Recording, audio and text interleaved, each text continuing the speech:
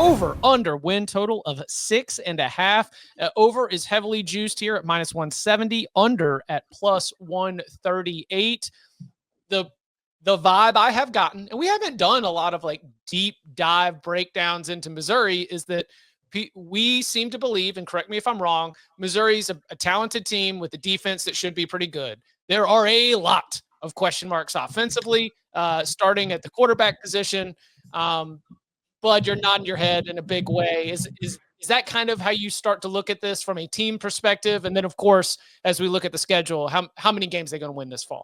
It is. I'm actually going to be slightly over here on Missouri. I do think this is a very good defense and should continue. Like, they've really had no drop off since Blake Baker left. And I think Blake Baker's a good coach. I think he's done a nice job improving LSU. But I remember some people on Twitter and college media like, oh my God, now they lost Baker, they're screwed. I'm like, not really. They're just as good now as they were back then. The Kansas game is a little bit tricky. Okay, so let's talk players first.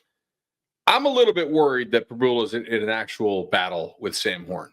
So you can either choose to believe that Sam Horn, who was kind of raw as a baseball kid coming out, has finally clicked, which is essentially just go back to last week's episode with Lincoln Kindholz. We were talking about, like, maybe this kid's actually playing well. Maybe he's going to catch sand. I don't think he is, but all right, we'll see. Or maybe Prabula is more of like a better player in a Wildcat-style package, like Penn State chose to use him.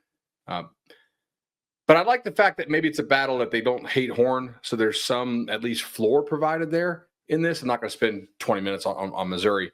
Receivers, obviously a little bit questionable for me. Offensive line should be good. I think they'll run the ball effectively. Even if Bo is just more of a running quarterback, I think they can do a pretty good job there with him in that package. And I like some of the games that they get at home. Okay, I like the fact they get South Carolina at home. I like that they get Texas A&M at home. You'd probably rather play Mississippi State on the road, but that's more like if you're trying to get to 10, 11, 12 wins. If you're trying to get to 7, 8, then Mississippi State at home is a nice, should be bankable dub for you. And obviously Arkansas, we already know I went under on Arkansas. I think Pittman's done, so that should be a dead team walking there on Thanksgiving for the Hogs. So I'm going to go ahead and go over here. I do like their defensive line's ability to win. The road schedule's a little tricky, obviously. I'm on the over. I'm on the over as well. I have them starting 5-0. I think they do beat Kansas. I don't really know what we're going to get from Kansas this year. You know, who knows what that should be, but playing them at home, I think is a huge advantage. I have them beating at South Carolina at home, which maybe is a little bit, maybe I'm not giving enough credit to South Carolina in that one on the road, but I do think if I have them starting at 5-0, can they get 2 more wins on the back end? And with Mississippi State, I'm putting it as a win as well. I think they win on the road at Vanderbilt. I'm a little bit worried about the quarterback, but I also think like Eli Drinkwitz back-to-back double-digit win seasons, I don't think it just drops, off the face of the planet. And they're barely a bowl team. So I'm on the over. I think they go 7-5. I'm on the under. Cashier -2,000. Like, you mentioned it. Let's go. I mean, first, like, Burden's gone. Weiss is gone. So your top 2 receivers are gone. Bud mentioned the quarterback battle. I don't think it's a great idea or good news that Pribula hasn't separated from Horn either. And I saw Pribula play at Penn State. I'm not that enthusiastic about him. I give Eli tons of credit. Like, I know he's going to get the most out of what he has personnel-wise. But the skill position players outside of running backs are a concern to me. The offensive line, you lost, your best tackle into the draft last year, a first-round pick. I don't know how ready you are to replace him. So the offensive line could be a problem. Defensively, I think this team's going to be phenomenal. I really love what they have on defense, but the problem is going to be in this age, you have to score points to win games. Like, unless you're trying to be Iowa, and I don't think anybody at Mizzou, even though they share a color scheme, is out here trying to be Iowa. So you look up and down their schedule, it's like, how many games when you're looking at them do you feel like they have the advantage at quarterback? Oh, like you can Arkansas. Yeah, Central Arkansas, Louisiana. Kansas, maybe, but Jalen Daniels will probably still be healthy. South Carolina, no. Yeah, South Carolina, no. Alabama, maybe. Auburn on the road, I don't know. Vandy, no. I don't think so. I'd rather have Pavia. A&M, Mississippi State, Oklahoma, Arkansas, Arkansas, no. I'd rather have Taylor Green. And I would rather have Taylor Green. I'd rather have Bo than Reed, I think. But maybe it's a toss-up. I probably shouldn't have a strong opinion on that.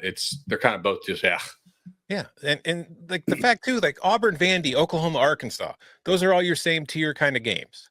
They're all on the road. I would much rather be playing Alabama and A&M on the road and get like Arkansas or Auburn in Columbia. So I've got them at 6.2 wins, and I'm getting plus juice. I'm on the under. Straight math on this. I've got over.